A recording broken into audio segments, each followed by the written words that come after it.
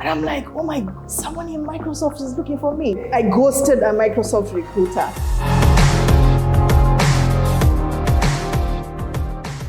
I met Nigeria 3 years ago at our first Friendly.rb. And I'm somehow connecting her with that first event that we had.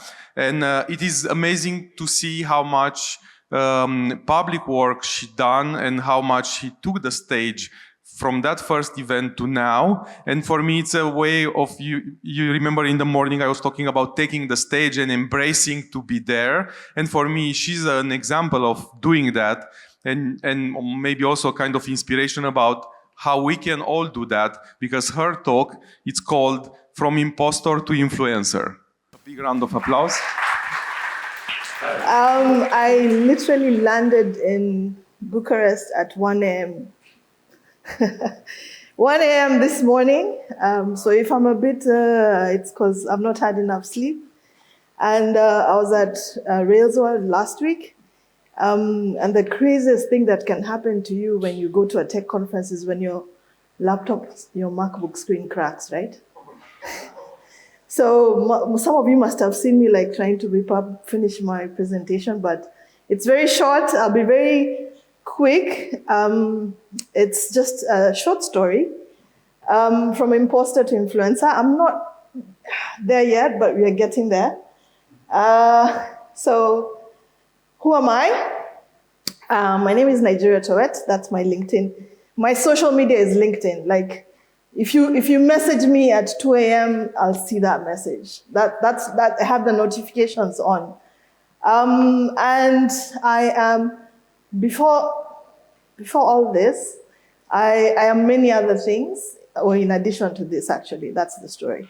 So I'm a founder and CEO of Mama Tech. Mama Tech had been an idea until maybe a year ago. And Mama Tech is, I'm calling it an agency to build tech for good solutions. It sounds so big, but yeah.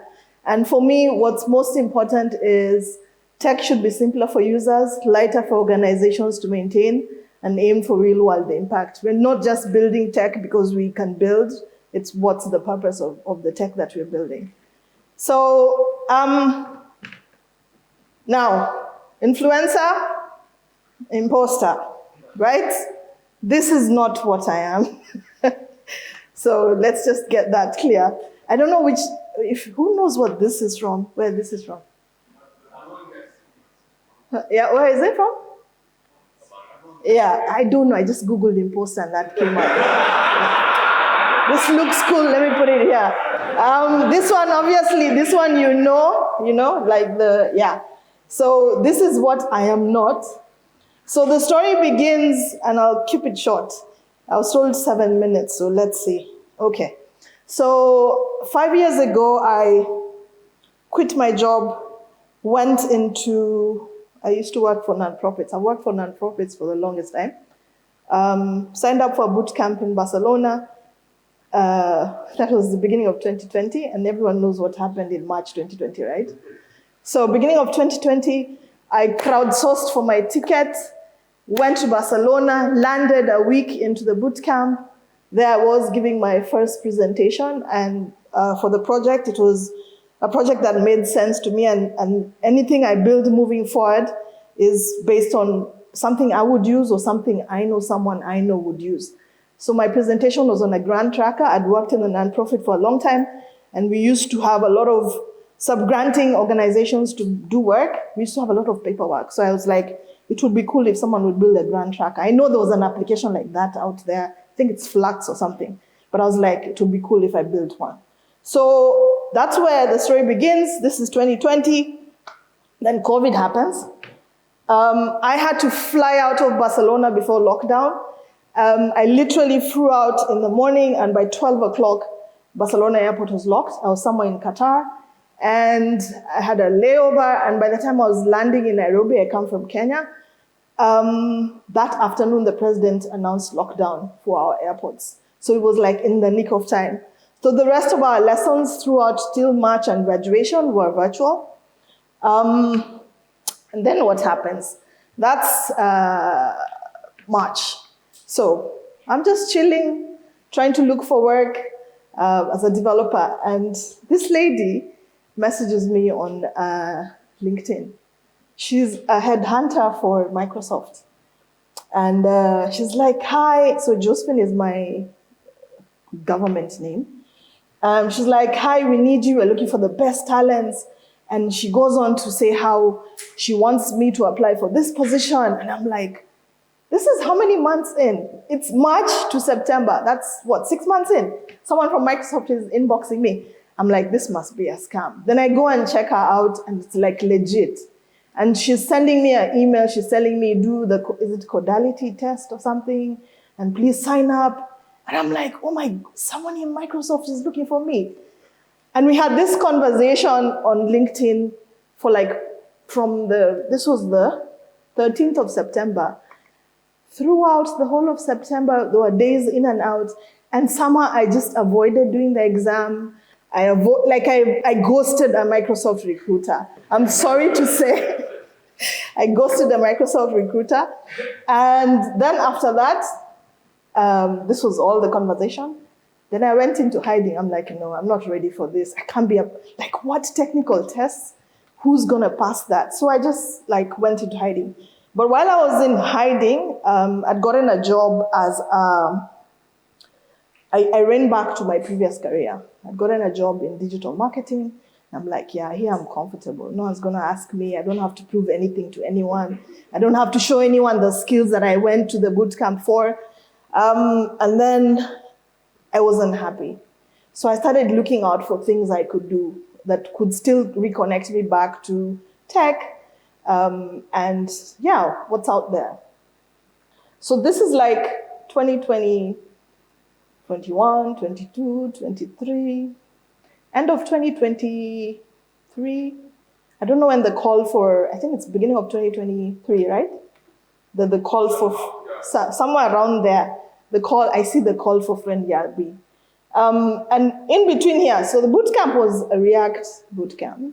Boo, no? Okay, we love you. That's okay, so fine. But yeah. Anyway, so I discovered Ruby on Rails. In between there, I discovered Ruby on Rails. And I just went all out. What's going on in this community? And then I found Friendly.rb. And I sent in my application. So after I sent in my application, I was so surprised when I was accepted. I started Googling, okay, Romania. Okay, I've heard of Romania, but where is it exactly? How do I get to Romania? Do they have an embassy in Kenya? So I did all that, and I found okay, that works. So I also had applied to Rails World at the same time. I got a decline for Rails World, but I think that was my beginning of being daring. So when I got the regret, somehow when I'd applied, I stalked Amanda on LinkedIn. I followed her, I befriended her. I'm like, I've applied, from Kenya. And then when I got the regret, I inboxed her and I'm like, I didn't get through. It's like, but if I look at the speakers, I don't see anyone from Africa in this panel. And then I said, oh, I also can't see a woman my age in this panel. And then she's like, okay, we'll invite you to come to Rails World. So I was told, as long as I'm in Europe, I'll get a ticket to Rails World. I got accommodation to Rails World. And that's how I ended up in Rails World in 2023. They flew me, I flew into Bucharest. They flew me to Rails World. And I spent the time there, and then I flew back. And while I was at Rails World, I also met I forget her name. Oh my God, I should remember this, right? But I was in a meeting. There was a side event for WNB.rb. I went for that side meeting, joined the community, and I was like, yeah, this is cool. So I spoke. My talk is there. It was my journey of moving into Ruby on Rails from React. Last year, I was supposed to come. My talk was accepted, but sadly, I couldn't get a visa. The struggles. So I even put out a campaign, and some people did contribute, and that money has brought me here this time. So thank you so much. And then this year, I'm here. And then, I joined the WNB.rb community. I'm actually the Africa chapter lead. So I'm helping increase the number of women from Africa in that community. And then, just because of all these interactions, guess who's speaking at us, SF Ruby in November? And other than speaking, I'm also building an application. It's called Dada. It's a menopause companion for African women. Yes, I'm in menopause, so moving on swiftly. The reason I came up with this idea was because, and it speaks to, I think most of you, what you're saying, who are we building it for? Do we know our users? Is when I discovered I was in menopause, I started looking for resources. I only found resources from America, Europe, South Africa. There was nothing from Eastern Africa, nothing within the African context. So I did a survey, asked women my age and those who are interested in menopause from Kenya. We had some from Nigeria. So you have like a cohort of 20 who gave feedback on what is lacking and what they're missing. And based on that feedback, I'm building this application. So for the Ruby, SF Ruby, I'll be speaking about my journey on building this application and building it with the users. And that speaks to what I just said there. Users are the center of anything that we do. And for me, I think the most important thing, the long story is that I was afraid, I hid, but then I ventured out and discovered that how I saw myself was not how other people see me.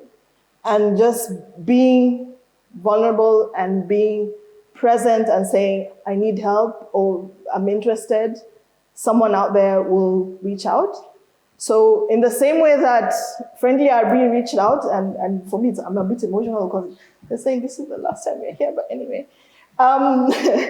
is that in our own little spaces, we have to create that space to be there for other people. So one of the things that I've done already is 2 months ago, I did a Rails Girls Kilifi, which is like, Kilifi is a northern part of northern coast, very far removed from the city life.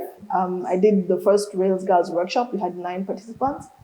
And my idea is to do a lot more outside of Nairobi because Nairobi is very, already congested. My hope is to have a North Coast Rails conference, even if it's one day. I mean, the beauty of just coming to the Kenyan coast, please. You can fly there. So that's my goal for next year. And if it were not for Friendly, I'd be believing in me that first time when I put up and said, I want to do this. And also SF Ruby, thank you so much, that I literally applied 2 hours to the deadline. I was like, let me do it. And so that's happening. So putting yourself out there, there's always someone who's willing to help you. So if you know anyone who's feeling imposter or doubting themselves, I put myself out there on LinkedIn. Like anyone knows, you want any questions to do with tech, joining tech, ask Naijeria. And I'm that person because other people have done it for me. So thank you. Thank you very, very much. Thank you very, very much.